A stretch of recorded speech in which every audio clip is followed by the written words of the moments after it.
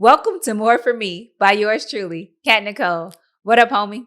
What's going on? I hope that all is well this week with you. Let's be honest, I'm a little tired today. Had my second overnight trip this week.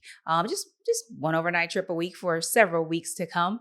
But crossing those time zones and traveling and just taking its toll. And I think today I'm going to take a nap. But what we came here for.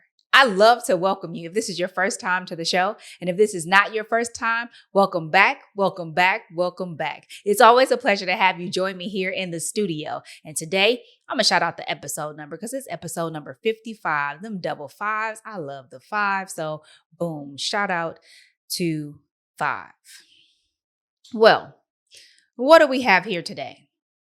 I was thinking about it, came to me. I said, let's chomp on this, a little something to chew on. I'm not perfect. Surprise. Are you surprised? Interesting.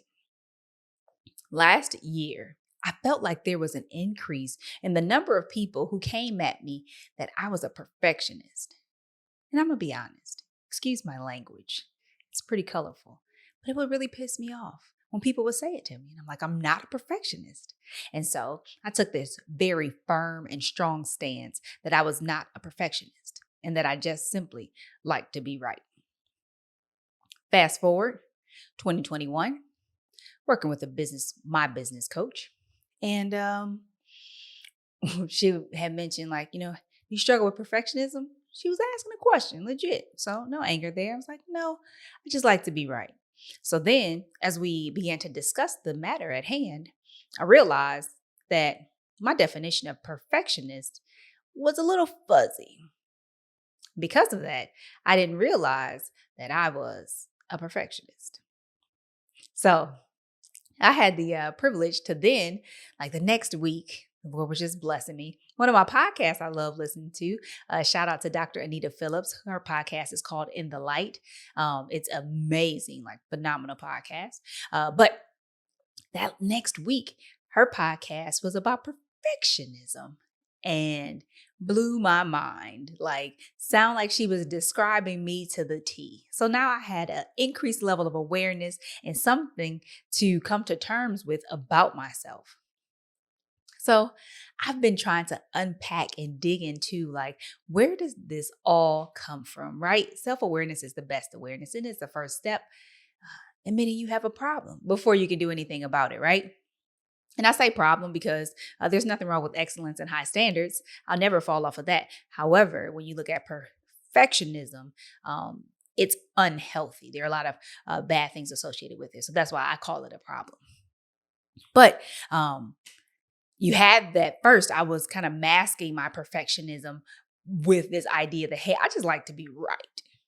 But it's not just wanting to be right, is the intensity behind which and that I would approach the need to be right and the other things that I was very rigid about and just unwilling to change. But let's look back, if you will. My reflection, we'll look in the rearview mirror here for a second, but I realized that my desire to be right, at least what I can understand and uncover so far, is that there are 2 reasons why I developed such a strong passion for wanting to be right. That first thing was that being right was a way to please people who meant a lot to me. There were several people around me, and as one of the younger siblings, I had the privilege of watching people engage around me. And I would see things that, for example, my siblings would do that was frowned upon and that didn't leave them in good standing, even for a short period of time with other people. And I didn't like that. I'm like, I love this person and I value them and I don't want to ever have that with them. So then I began to embark upon this desire, this need to be right. The second thing, kind of the opposite end of the spectrum. It was less about pleasing someone and it was more so about protecting myself.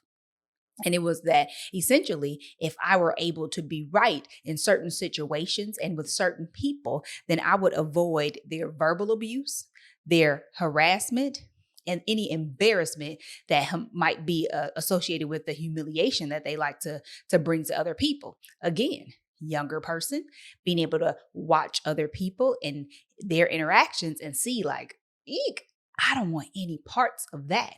So with this person or these type of people, if I am right, then I'll avoid these things. So it began with a way to protect myself, pleasing other people and protecting myself so that I can stay in a favorable position with with a person. Um, Took me a while to actually to get to that place, but it's a good place knowing that that was the case. But all of this led to kind of what I was mentioning earlier, my struggle with try to be perfection, to try to be perfect, excuse me. But then also my need for control. I've talked about this a lot that like I like being in control. I want to know the outcome. But this idea that I have to be in control and know what's going on. And then just being a rigid person that I'm very, I can be very inflexible and that I don't appreciate change, even though I'm at the point where I know it's a good thing. There's still all of this baggage associated with change. And it leads me back to that place of trying to protect myself and that I spoke about just a few ticks ago. And so I'm uncovering and discovering all this stuff about myself. And I realize, hey, it's not such a great thing. So self-awareness, again, is the best awareness. But then what I began to really embrace this week actually the past few weeks after discovering this about myself is really trying to change, right? And not because someone else told me to, but because I realized that perfectionism is a form of bondage and it's not what God called me to, right? God called me to freedom in every aspect of my life. And so I want to walk in that freedom that is available to me. And so it's like, okay, if I'm more aware, which is a part of our one of our themes, right? Slowing down. If I slow down enough to be present in the moment, to experience what's going on, then I might be able to see. I literally was just sharing with my husband that I was talking with someone that I have the privilege of serving alongside at church the other day, and something changed, and it wasn't in alignment with the expectation that I had and that we have as a group.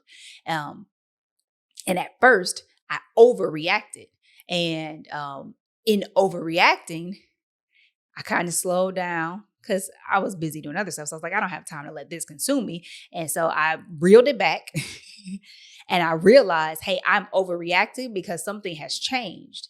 The difference, though, is that I'm not in danger.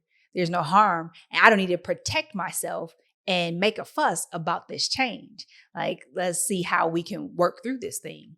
I was blessed by Kim Jackson, soon to be Dr. Jackson, but I was blessed by Kim in her, helping me understand and see, working through communication, that there are times when things happen and we give that thing a meaning. And then, so you move forward. One of the things that we fail to do as a people, humanity, is to go back and realize that you created the meaning for that thing and that you can replace it.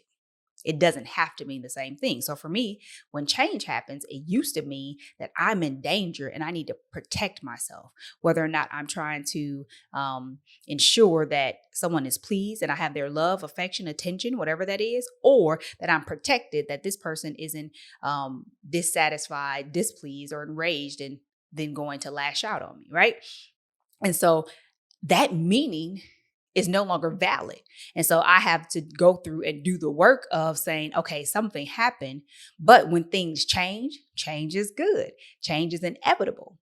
I need to assess how I should respond versus automatically responding in a way that I need to protect myself, because that's not warranted in this case.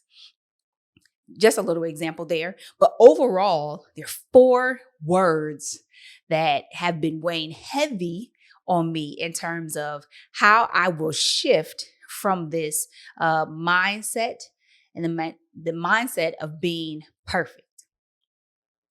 Grace, mercy, forgiveness, and patience.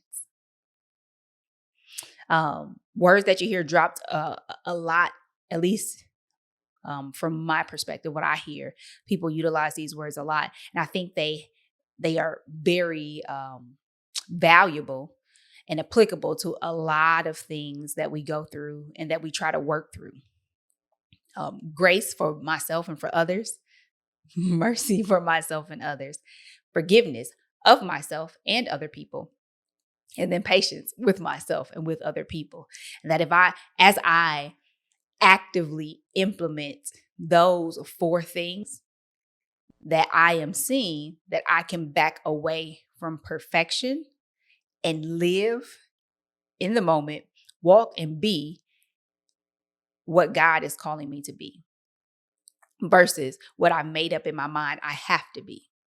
I am embracing the ability to kind of, if you will, imagine like sitting in God's hands. Like I'm in God's hands. I'm resting there. Little crisscross applesauce, if you will. But that's perfect peace and I can sit in his hands. And if as I embrace these things, then I don't need to be perfect. I can just rest in God's peace in his hands and everything will be well with me. So I share this to say, you may not struggle with perfectionism, but there is some struggle that you have. And if you're not aware of it, then you can ask the Holy Spirit to reveal to you what is the thorn in your side, if you will. What's the thing that may be holding you back, that you are bound by, even though you have complete access to complete freedom. And to think about and seek to understand what that thing is. And as you try to understand or connect it to its origins, discover the origins of that thing, you'll begin to become aware of what your triggers might be so that you can then begin to, and I dare say that these 4 things will help you on your journey. But if not these specific 4 things, then to ask the Holy Spirit to let you know, hey, what do I need to start doing and practicing? Because practice makes progress, and there's something about the character of God that is going to be a part of how you come out of this thing, how you end up walking in and experiencing your freedoms. So for me, in this season, again, I'm focusing on grace, mercy, forgiveness, and patience. Those are all characteristics of God. And so as I seek to become more like him, then I will begin to be released from these chains, if you will, and be more in his image, and more of his light can shine through me, that there'll be more light in this dark world. So I hope that this is helpful. I hope that you make the time to actually try the exercise, because even in the short period of time that I realize that this is something that I should focus on, that I should address, and I should work towards resolving, with the help of the Holy Spirit, of course, like I feel so much lighter, freer, knowing this about myself. I am empowered, but then I also feel equipped with tools in my arsenal, if you will, to begin to allow God to change and do a work in me so that I am different, that I am right. Everything that we are faced with is an opportunity to become a better version of ourselves. And this is just that. So as I become better, I encourage you to do the same thing. That's it, guys. Thank you for tuning in today. I appreciate you journeying with me for this double 5. And I look forward to seeing you here next week, same time, same place. Remember, until the next time, God has more for me. God has more for you. Now let's get it. Take care.